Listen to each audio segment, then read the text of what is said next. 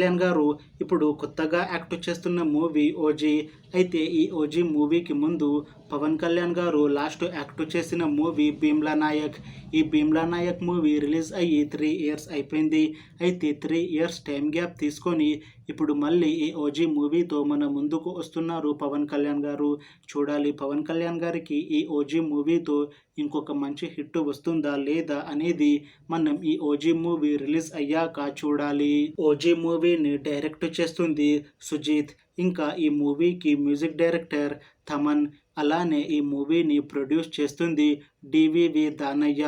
ఇంకా ఈ మూవీలో మెయిన్ లీడ్ యాక్టర్స్గా యాక్ట్ చేస్తుంది పవన్ కళ్యాణ్, శ్రియారెడ్డి, ఇంకా చాలామంది యాక్టర్లు ఉన్నారు.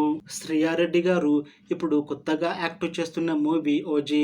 అయితే ఈ ఓజీ మూవీకి ముందు శ్రియారెడ్డి గారు లాస్ట్ యాక్ట్ చేసిన మూవీ సాలార్.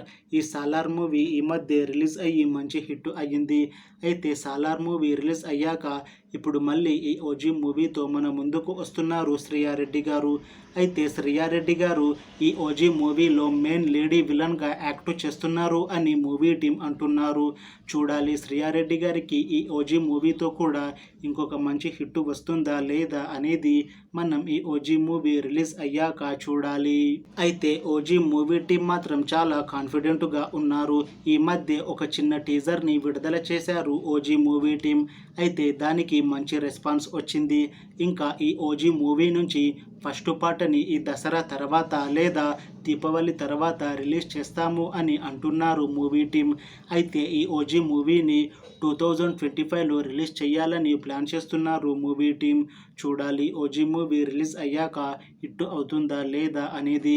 అలానే ఓజీ మూవీతో పవన్ కళ్యాణ్ గారికి ఇంకా శ్రియారెడ్డి గారికి ఇంకొక మంచి హిట్ వస్తుందా లేదా అనేది మనం ఈ ఓజీ మూవీ రిలీజ్ అయ్యాక చూడాలి. Thanks for watching this video friends. మీకు ఈ వీడియో నచ్చితే లైక్ చేయండి. ఇంకా ఇలాంటి మూవీ అప్డేట్స్ కోసం ఈ ఛానల్ని సబ్స్క్రైబ్ చేసుకోండి.